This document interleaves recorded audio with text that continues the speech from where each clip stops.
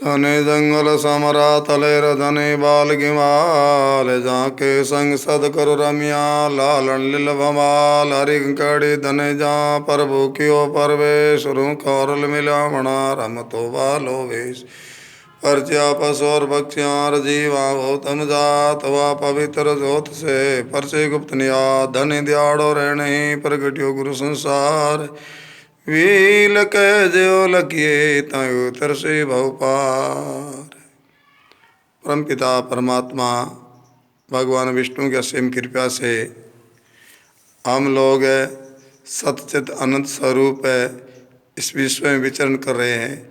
ये परमपिता परमात्मा भगवान विष्णु जम्बेश्वर की असीम कृपा से हम लोग जहाँ तहाँ देश प्रदेश इधर उधर जाते हैं तो हम लोगों को अमुक लोग पूछते हैं कि महाराज जी साधु संत कब बने जाते हैं, उनकी क्या दिनचर्या होती है, उनकी क्या नियम वाली होती है। तो इसके लिए मैं अमुक लोगों को याद करवाना चाहता हूँ कि गुरु जम्बेश्वर भगवान वो भगवान होते हुए एक साधु के रूप में विरक्त रहते थे।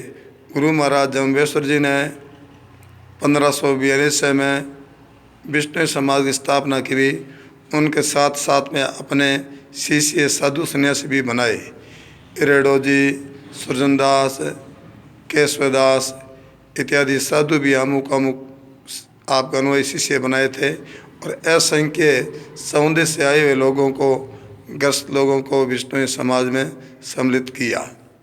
तो इसके लिए विशेषकर संतों के दिनचर्या नियम वाले पर मैं चर्चा करना चाहता हूँ कि जो भी संत बनना चाहता है तो वो 60 साल के बाद में साधु बने तो बहुत अच्छा रहता है, क्योंकि 60 साल के बाद में साधु बनता है तो उनके हर प्रकार की चंचलता अवश्य हो जाती है और उनका जो धैर्यपूर्ण वो परमात्मा की भक्ति कर सकता है। अगर कोई धर्मात्मा, अगर कोई आप बच्चे को छोटे अवस्था में देना चाहता है तो छोटे अवस्था में 10-12 साल का बच्चा जो देता है संतों को, तो संत उनको पढ़ाई करवाता है। पढ़ाई करवा करके और उनकी पाठ पूजा की पद्धति, गृहस्थी दीक्षा आदि मंत्र दे करके उनको शिक्षित करके बाद में उसको पीतम्बर पीला कपड़ा दिया जाता है। 3 साल तक पीला कपड़ा धारण कर रखते हैं और 3 साल में वो शास्त्र, जामने, साहित्य इत्यादि का ज्ञान होने से, उत्तरकाल माला जपने से, गुरु के सानिध्य में रहने से उनका जो दूषित जो विचार होता है वो क्षय हो जाता है और भक्ति में उनका मन वो परिपूर्ण लग जाता है। 3 साल के बाद में उनको गुरु दीक्षा मंत्र दी जाती है, भगवा वस्त्र दिया जाता है।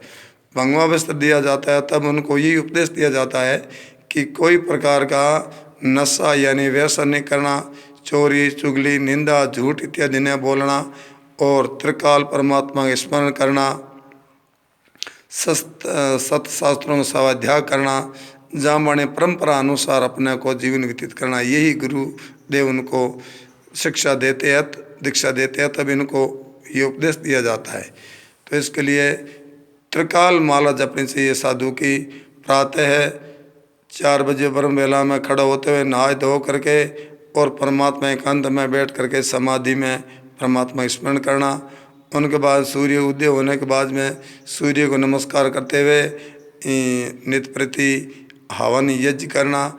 उनके बाद में शास्त्रों में स्वाध्याय करना, फिर उनको प्रसाद आदि करके और थोड़ा बहुत आराम करके बाद में दिन में उनको शास्त्रों का स्वाध्याय पाठ पठन करना चाहिए ताकि उनको ज्ञान हो सके। हमारे पूर्वज, हमारे साधु कैसे थे, हमारा साधु सन्यासी महापुरुषों ने किस प्रकार से जीवन व्यतीत किया, इस प्रकार संतों की जो साहित्य है वो पढ़ना चाहिए। इसी प्रकार हमारे संतों की रूपरेखा को बनाए रखने के लिए आज हम लोग 22वीं 23वीं पीढ़ी में चल रहे हैं।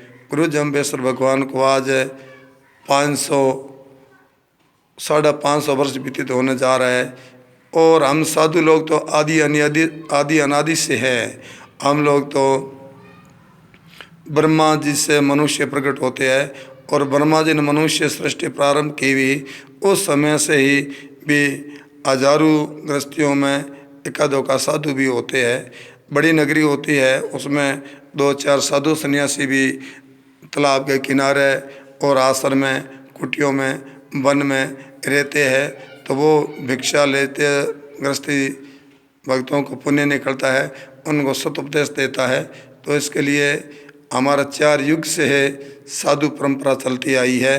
और साधु परंपरा के निवृत्ति परंपरा है, साधु परंपरा एक कल्याणदायक परंपरा है।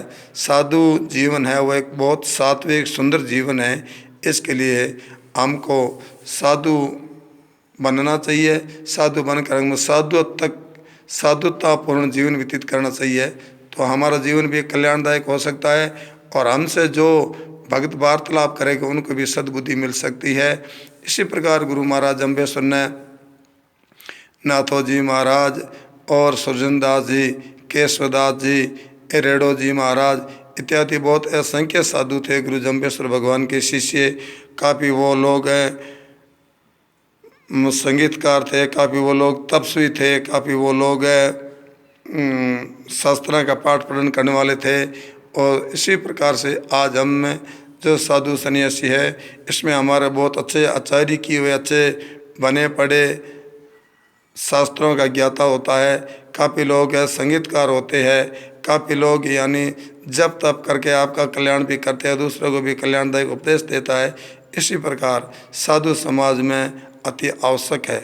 जिस प्रकार अपने घर में दर्पण शीशा होता है, शीशे में अपना मुख देख करके अपना मुख संवारा जाता है, जिस प्रकार अपना मुख संवारा जाता है, तिलक आदि निकाला जाता है, पाउडर काजल आदि लगाया जाता है, इसी प्रकार से है हमारा साधु देखने से हमको ज्ञात होगा कि हमने कोई अकर्म न कर दिया है।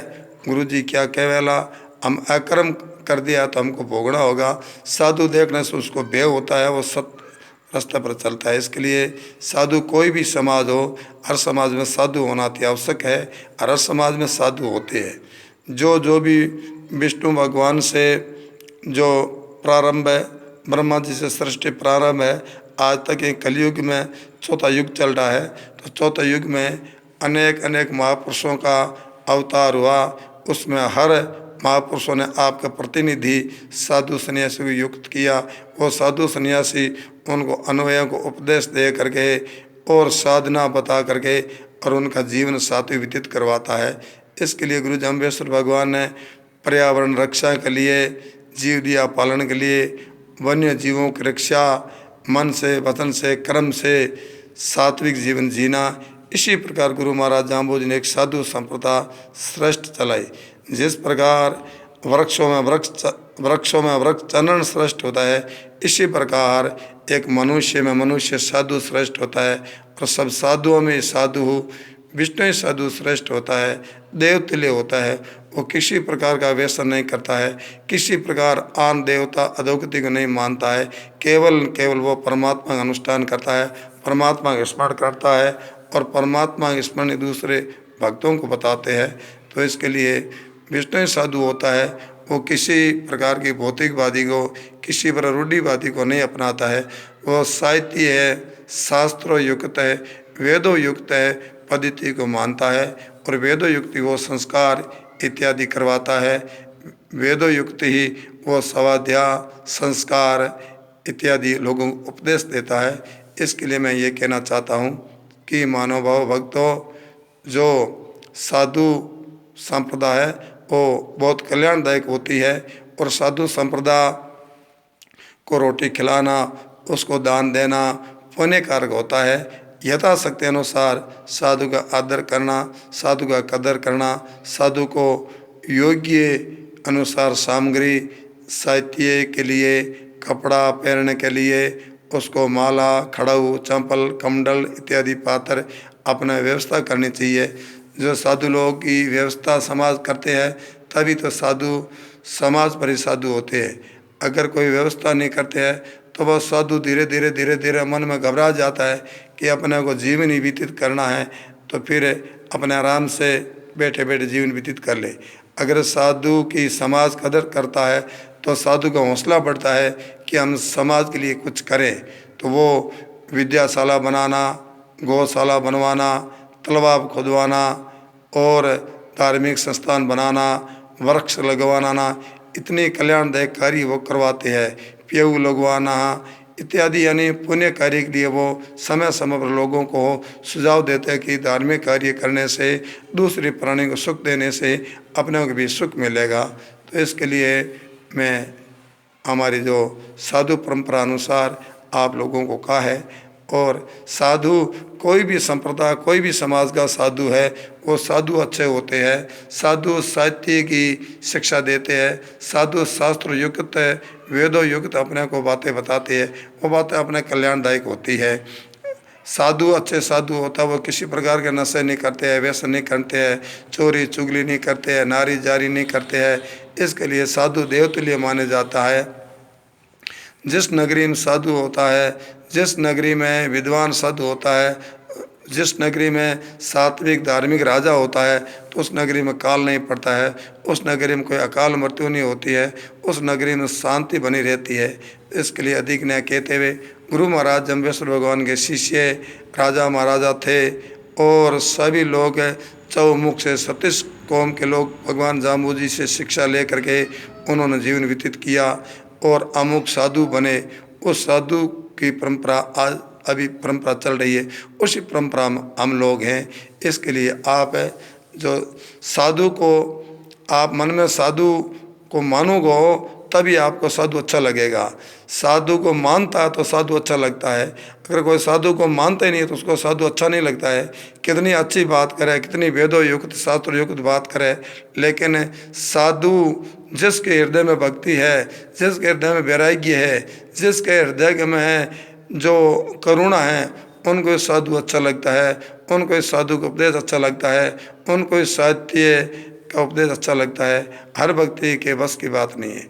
गुरु जाम्बेश्वर भगवान ने कहा के जीव को जीव कलोत्र वाणी, तो इसके लिए के जीव को जीव है, उनको साधु भी अच्छा नहीं लगते हैं, और वो तो एक का होता है। मैं पूर्ण संसार को, मैं पूर्ण मानव भाव को कहता हूँ कि साधु तो साधु ही होता है। साधु मिलने से, साधु के संपर्क करने से अपना अनेक भला होता है, और साधु अपने को दिल की बात बताता है, साहित्य की बात बताता है, समाज की बात बताता है, उस बात अपना उत्थान होता है, और उस बात धीरे धीरे धीरे अपने कल्याणदायक अपने निवृत्ति ही अपना कल्याण होता है। जय जम्बेश्वर, जय जम्बेश्वर।